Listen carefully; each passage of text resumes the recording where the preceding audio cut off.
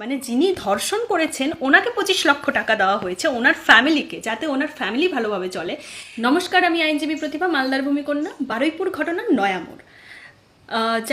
যিনি I witness ছিলেন, যাকে এনকাউন্টারে মেরে ফেলা হয়েছে, উনি কিন্তু পুলিশের কাছে একটা স্টেটমেন্ট, আমরা সবাই দেখেছি ভিডিওটা, উনি বলছিলেন আমি কিছু করিনি, যা করার রাজা করেছে। রাজা মিন্স ইন্দ্রজিৎ, যাকে বারুইপুরবাসী মানে বিক্ষুব্ধ জনতার গণপিটুনিতে যার মৃত্যু হয়েছে, ওনার ফ্যামিলিকে 25 লক্ষ টাকা দেওয়া হয়েছে পশ্চিমবঙ্গ সরকারের পক্ষ থেকে। মানে ওনার বাড়ির লোককে 25 লক্ষ টাকা দেওয়া হয়েছে। মানে যিনি ধর্ষণ করেছেন ওনাকে 25 লক্ষ টাকা দেওয়া হয়েছে ওনার ফ্যামিলিকে, যাতে ওনার ফ্যামিলি ভালোভাবে চলে। আর মেয়েটার ফ্যামিলি কি পেল? মেয়েটার ফ্যামিলি পেল একটা লাশ আর বঞ্চনা। গোটা পশ্চিমবঙ্গবাসী মাথায় রাখবে যে একটা সময় যখন প্রাক্তন মুখ্যমন্ত্রী রেপ নিয়ে বলেছিলেন 10 লক্ষ টাকা দিতে পারি বা আপনারা উৎসবে ফিরুন, এই কথার জন্য আমরা গোটা পশ্চিমবঙ্গবাসী একটা সরকার চেঞ্জ করে দিয়ে নতুন সরকার নিয়ে আসলাম। এখন নতুন সরকার আবার ধর্ষণকারীর ফ্যামিলিকে দিচ্ছে 25 লক্ষ টাকা। আর যে মেয়েটির সাথে এত নোংরা জঘন্য ঘটনা ঘটলো, সেই মেয়েটি পেল একটা লাশ, সেই মেয়েটির পরিবার পেল একটা লাশ, মেয়েটিকে হারালো, আর তার সাথে পাচ্ছে এত বঞ্চনা। অ্যান্ড তার সাথে আবার ওনাদের রুলিং গভর্নমেন্ট বলছে, রুলিং গভর্নমেন্টের কিছু মানুষ, মানে দিলীপ ঘোষের মতো মানুষ বলছে সংখ্যালঘু মেয়ে মরেছে তার জন্য কেন এত গায়ে জ্বালা ধরছে। বা তিলোত্তমার মায়ের মতো পানিহাটির এমএলএ যে কাকিমা, উনি আবার বলছেন যে আমার মেয়ের ঘটনার সাথে এই ঘটনার কোনো মিলই হতে পারে না, আমার মেয়ে হসপিটালের মধ্যে সেফ জোনে ছিল, তার মানে কি বাড়ির বাইরে কোনো মেয়ে গেলে তাকে রেপ করা হবে? তার মানে সব মেয়েই বাড়ির ভেতরে থাকবে? আর কাকিমার যখন মেয়ের সাথে এরকম হয়েছিল তখন কাকিমা কোথাও বাড়ি বাড়ি গিয়ে বলেনি আমার মেয়ের সাথে এরকম হয়েছে তোমরা রাস্তায় নামো, কাউকে গিয়ে বলতে হয়নি। আমাদের মধ্যে বিবেক কাজ করেছিল, আমরা নিজেরা রাস্তায় নেমেছিলাম, বৃষ্টির মধ্যে ভিজে ভিজে বলছিলাম উই ওয়ান্ট জাস্টিস। কিন্তু আজকে কাকিমা মানে 2 মাস হলো এমএলএ হয়েছেন, আর 2 মাসে আপনার ভোল পাল্টে গেছে। আপনি নিজেকে একটা এমন ভাব দেখাচ্ছেন, মানে আপনার মতো জঘন্য নোংরা মহিলা আর একটাও হয় না পশ্চিমবাংলার বুকে। আপনি তিলোত্তমার মা, আপনাকে বলতে লজ্জা করে। তো এই হচ্ছে আমাদের পশ্চিমবঙ্গের এই মুহূর্তের অবস্থা। ধর্ষণকারীকে 25 লক্ষ টাকা ধর্ষণকারীর ফ্যামিলিকে দেওয়া হচ্ছে, আর যিনি ধর্ষিতার ফ্যামিলি এখনো পর্যন্ত আরও 3 জনকে কিন্তু এনকাউন্টার করা হয়নি। মানে 3 জন এখনো বিচার পায়নি, মানে ধর্ষিতার ফ্যামিলি এখনো বিচার পায়নি। ওই 3 জনকেও যদি সেমভাবে এনকাউন্টার করা হয় তবেই আমি মানবো যে হ্যাঁ সত্যিকারের পশ্চিমবঙ্গে বিচার পেয়েছে। কাকে ঢেকে রাখার জন্য যে মানে কে মাথা আছে এই ঘটনার পেছনে, যে এইভাবে ঘটনাটাকে লুকিয়ে দেওয়া হচ্ছে, এটা আমার কোশ্চেন নয়, এটা গোটা পশ্চিমবঙ্গের কোশ্চেন। ধন্যবাদ, জয় হিন্দ, বন্দে মাতরম, ভালো থাকবেন সবাই। আচ্ছা, কি চারিদিকে শুরু হয়েছে বলুন তো? মানে সত্যি আর মেনে নেওয়া যাচ্ছে না, আর পারা যাচ্ছে না। এবার মানে নিজেরাই যে কিরকম একটা অস্বস্তিতে ভুগছি, মানে কি বলবো। হ্যাঁ, এখনো বারুইপুর ঘটনা রেস কাটলো না, তার মধ্যে আবার হাবড়ায় অত বড় ঘটনা কিনা। তার মা আবার একটা বিয়ে করে সে নাকি সুখ স্বাচ্ছন্দ্য ভোগ করতে পারেনি বলে আবার দ্বিতীয় বিয়ে করেছে। ঠিক আছে, সে নয় করেছিস, তা মেয়েকে যখন নিয়ে গেছিস, মেয়ের সুরক্ষার দায়িত্ব তো একটা মায়ের। তাহলে মা বাবা ছাড়া আর বাচ্চারা কাকে বিশ্বাস করবে এই দুনিয়ায়? মানে ওই রকম মা তো মানে প্রত্যেকটা আমাদের মা জাতির উপর প্রশ্ন তুলে দিল, যে বাচ্চারাও তো এবার প্রশ্ন করবে যে কাকে বিশ্বাস করব। হ্যাঁ, বাবা, দাদু, মামা, আর কাউ মানে এইসব সম্পর্কের তো আর কোনো মানে থাকে না, তাই না? হ্যাঁ, সে তাকে কিনা আজ 2 বছর ধরে তার বাবা দাদু, সৎ বাবা সৎ দাদু, যাই হোক, সৎ হোক যাই হোক, তবু তো সে মানে বাবা দাদু অত্যাচার করেছে। তার মা জেনেও নাকি চুপ, কি কারণে সে তার মাই জানে। হ্যাঁ, স্কুলের শিক্ষিকা ধরে ফেললো যে মেয়েটার ওরকম শারীরিক অসুস্থতা দেখে বুঝতে পারলো যে মেয়েটার কিছু সমস্যা হয়েছে। তারপর সেই মেয়েটা মায়ের কাছে বোধহয় ওইভাবে কেঁদে প্রকাশ করতে পারেনি, শিক্ষিকার কাছে। হ্যাঁ, আমরা স্কুলের শিক্ষক শিক্ষিকাকেও মানে দ্বিতীয় মা বাবা মনে করি, কারণ মানে আমাদের বাচ্চা আমাদের কাছে থাকার থেকে বেশি স্কুলে যেই টাইমটা থাকে। কিন্তু এই মাগুলো কি ধরনের মা? এই মা তো প্রত্যেকটা মনে হয় মা জাতির উপর একটা প্রশ্ন তুলে দিয়ে চলে গেল। এবার তো বাচ্চারা মানে আমাদের দিকেও প্রশ্ন করবে হয়তো, জানি না কি দিনকাল আসছে, কি দিন দেখাবার জন্য মানে এখনো অপেক্ষায় আছি, জানি না। হ্যাঁ, তার মা সবকিছু জানার পর ওরকম ভাবে চুপ।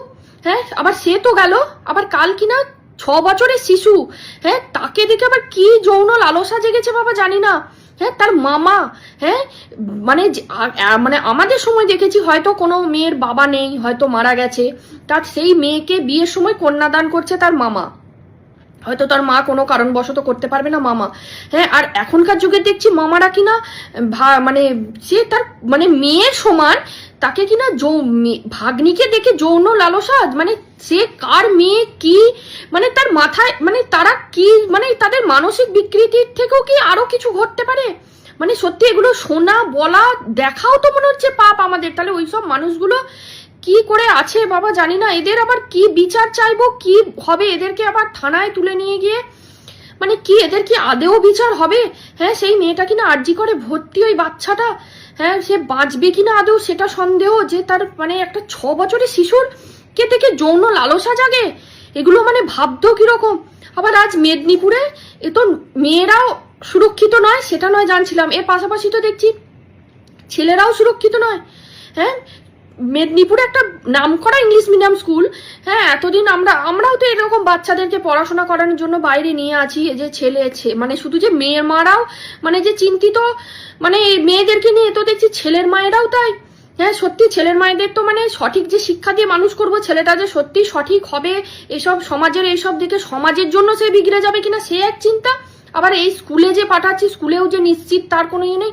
হ্যাঁ, মেদিনীপুরের একটা ডিএভি স্কুল, মানে কত নামকরা স্কুল, সেই স্কুলে একটা 6.5 বছরের শিশুর মানে বাচ্চার উপর কিনা একটা ওই রকম নরপিশাচ, ওই রকম, হ্যাঁ ওই মানে কি বলবো এরকম অত্যাচার ওগুলো। হ্যাঁ, সেই বাচ্চাটা হাউমাউ করে কেঁদে তার মাকে বলছে যে চলো আমি বাড়ি গিয়ে বলবো।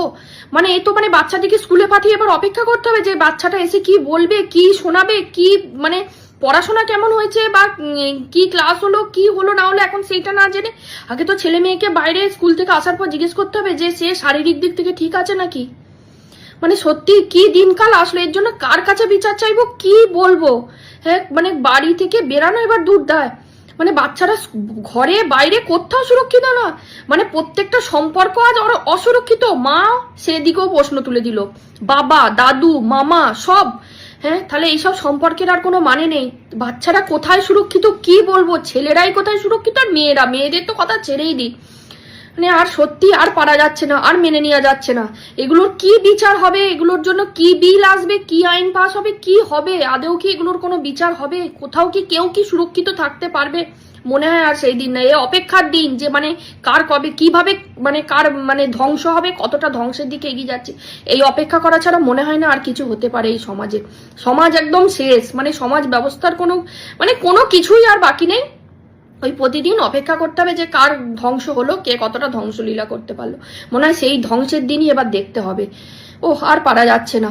বলছি রত্না দেবনাথ কাকিমা, এই যে মেয়েদের সুরক্ষা নিয়ে বড় বড় কথা বলেছিলেন আপনি, যে বিজেপি আসার পর থেকে আর কখনো কোনো রেপ হবে না, মেয়েরা খুব সুরক্ষিত থাকবে। এতদিন কলকাতা সুরক্ষিত ছিল না যতদিন বিজেপি ছিল না, তো এখন তো ভীষণ সুরক্ষা কলকাতার। তো আপনার তো বিশাল ক্ষমতা মেয়েদের সুরক্ষা নিয়ে। এই যে মেয়েটার সাথে রেপ হলো, মেয়েটাকে মেরে ফেলা হলো, 11 বছরের বয়সের বাচ্চাটাকে, এর আগেও তো কত ঘটেছে, মে মাসেও ঘটলো, গ্যাং রেপ ঘটলো, মিডিয়া চুপ, সবাই চুপ। তো আপনার আগে না হয় ক্ষমতা ছিল না, এখন তো আপনার মেয়ের জন্য বিশাল এখন তো ক্ষমতা।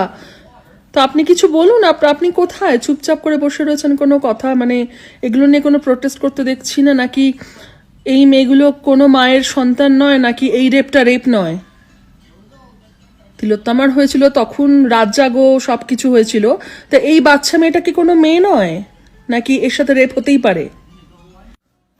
যে জায়গাতে এখন গরুদেরকে রেপ করা হয়, কলকাতাতে কুকুরদের রেপ করা হয়, হ্যাঁ মানে একটা গরু ঘাসও খেতে পাচ্ছে না শান্তি করে দাঁড়িয়ে, একটা লোক পেছন থেকে নোংরামি করে যাচ্ছে।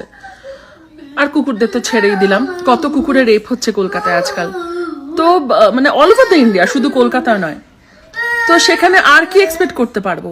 পুরুষ মানুষ তো ছেড়ে দিলাম, পুরুষ মানুষদের সাথেও রেপ হয়, ছোট ছোট বাচ্চা ছেলেদের সাথে রেপ হয়, সেখানে মেয়েদের তো কোনো জায়গায় নেই, আর কিছু বলারই নেই। মানে এটা মানে এখন জল ভাতের মতো হয়ে গেছে, রেপই তো হয়েছে, আর কি নতুন আর কি।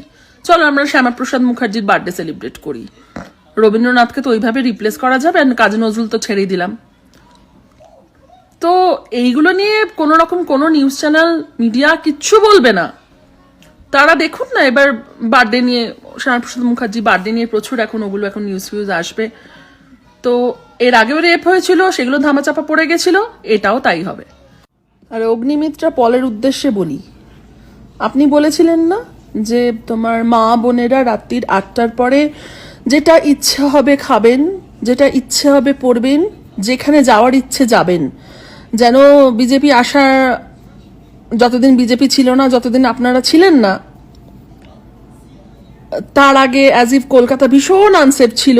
মা বোনেরা যে যত্রতত্র যেতে পারতেন না 8টার পরে, যা খুশি খেতে পারতেন না, যা খুশি পড়তে পারতেন না। তো এখন আপনারা এতটাই সেফটি দিয়েছেন না যে এরকম ভাবে পুকুর থেকে বাচ্চার মৃতদেহ রেপ করে তাকে ফেলে দেওয়া হয়েছে। এত সেফটি দিয়েছেন আপনারা, সত্যি মা বোনেরা এখন যেখানে সেখানে যেতে পারবে। বিশাল সেফটি দিয়েছেন। জয় শ্রীরাম বলবেন আর সেফটি। আমি তো জানি না মানে কি হতে চলেছে। আর জয় শ্রীরাম রামের সাথে কি সম্পর্ক তাও জানি না। দশরথ তো বলে যাননি রামকে যে বিজেপিতে জয়েন করো বা তুমি অরেঞ্জ আবির মেখে তো বিশাল নাচানাচি করলেন, কোনো লাভ হলো কি? সেই তো একই রয়ে গেছে সিচুয়েশন। এই শাস্তি কোনোদিনও হবে না। তা মানে পশু অব্দি সেফ নয়, তো সেখানে আর কি এক্সপেক্ট করা যেতে পারে? এখন এরকম পুকুর থেকে ডেড বডি পাওয়া যাচ্ছে বাচ্চা, এরকম মানে ছোট ছোট বাচ্চার। এরপরে বিহার, উত্তরপ্রদেশ, ওখানে যেমন বাড়ি থেকে তুলে নিয়ে যায় মাঝরাতে, তারপরে যা খুশি করে, ওই রকম হবে। রেডি থাকুন এগুলো দেখার জন্য, কিচ্ছু করার নেই। আপনারা নিজেরাই এনেছেন। আর আমার তো মনে হয় রেপিস্ট যদি ধরাও পড়ে, তাকে তো সেই ছেড়ে দেওয়া হবে। ছেড়ে দেওয়া হবে, তাকে আরতি করে মালা পরিয়ে নাচতে নাচে লোকজন তাকে নিয়ে আসবে, এবং সেও আবার দেখা যাবে বিজেপিতেই জয়েন করলো। 55 জন তো অলরেডি রয়েছে রেপিস্ট বিজেপিতে, তো এরপর সেও জয়েন করবে তার মধ্যে। এই তো অবস্থা। একজন এক্সারসাইজ করবেন, ফটো তুলবেন, ডিএসএলআর দিয়ে ফটোশ্যুট করাবেন, র্যালি করানোর জন্য কোটি কোটি টাকা খরচা করবেন, কিন্তু এইগুলো হয়েই যাবে।